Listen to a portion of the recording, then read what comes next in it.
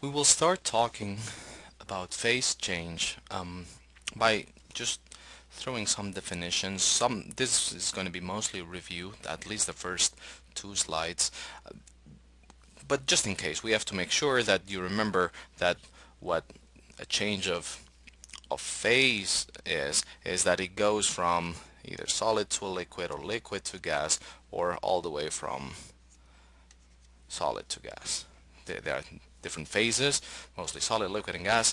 So phase changes is that change. Needless to say that probably you're familiar with all these terms. You may not be familiar with sublimation. You should know that any solid at some point usually happens at lower pressures. We will talk about phase diagrams in which they show pressure over temperature, this being the solid, liquid, and gas. This may not make much sense yet, but there is a pressure at which you can go from solid to gas without going through liquid. That's called sublimation.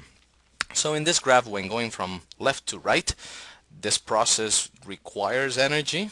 Okay, so it's an endothermic process. So when going from solid to liquid or liquid to gas or from solid to gas, this will be endothermic. That means that the delta H will be positive.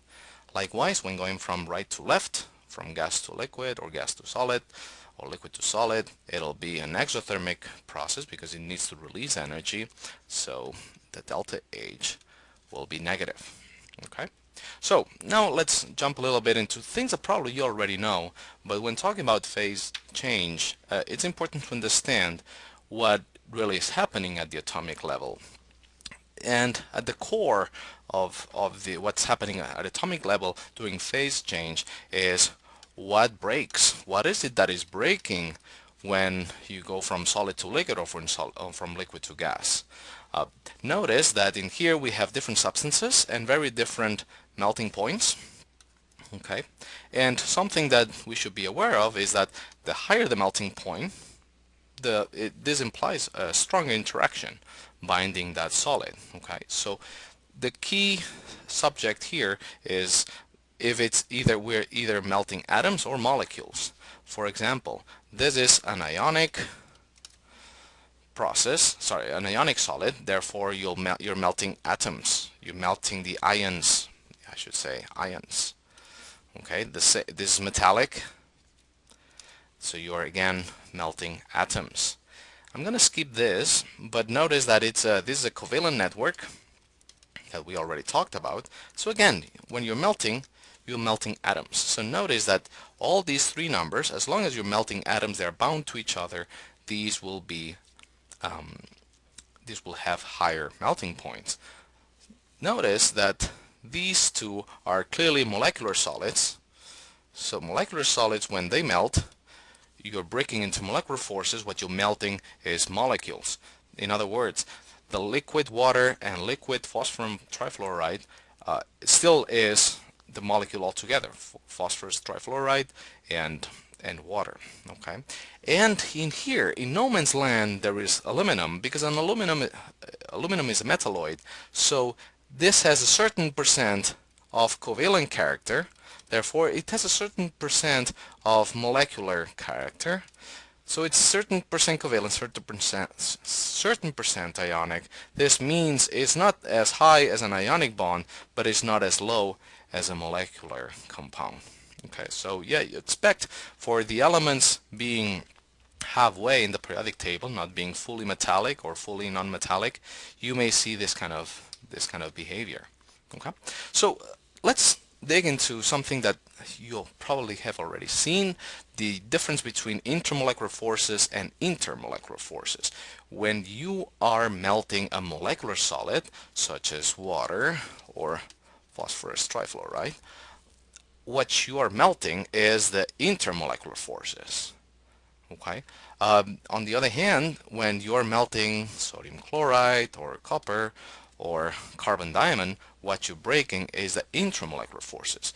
In this case, when you are melting water, you're not breaking the covalent bonds. When you have water liquid, you still have H2O.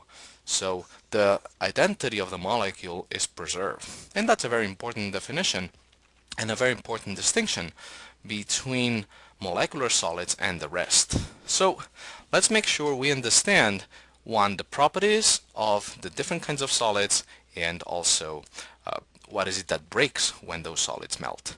So notice down here are the ones that we will be talking about for the rest of this module. We will be mostly talking about molecular solids. Molecular solids are made out of only nonmetals. Also, you may have seen that they do not conduct electricity. Molecular solids do not conduct electricity. Metals always do, and ionic only do when they are molten, when they are liquid. Okay, so let's run a simple problem and see if that makes some sense. We have to identify which of these substances, A, B, C, and D, are in their solid state, either molecular, ionic, covalent network, or metallic. Okay. First of all, notice that there's one that sticks out as a very low melting point. This is going to be the molecular for sure. D has to be molecular.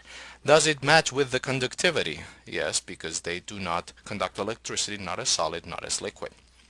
Now let's see the other three. You will see that this has a very high melting point. Not that you could tell that if it's very high it means something, because let me remind you that magnesium oxide, for example, is an ionic compound and it may have a similar melting point, but what tells what A is that it does not conduct as liquid or solid. This means that A has to be a covalent network. Okay. A has to be a covalent network because you're not melting molecules, but that's because you have a high melting point, but also it does not conduct as solid or liquid. And now these two, are they metallic, are they ionic? What we'll tell you is if as solid and liquid it conducts, it means that B has to be metallic. And therefore C, notice that a solid does not conduct, it has to be ionic. Hopefully this will make some sense. This is a review of things that you have seen in Module 8 when talking about the chemical bond. But now when we're going to talk about phase change, it's important to understand that we will be mostly talking about the molecular solids because they're easy to understand, and actually because organic chemistry is based mostly on molecular compounds.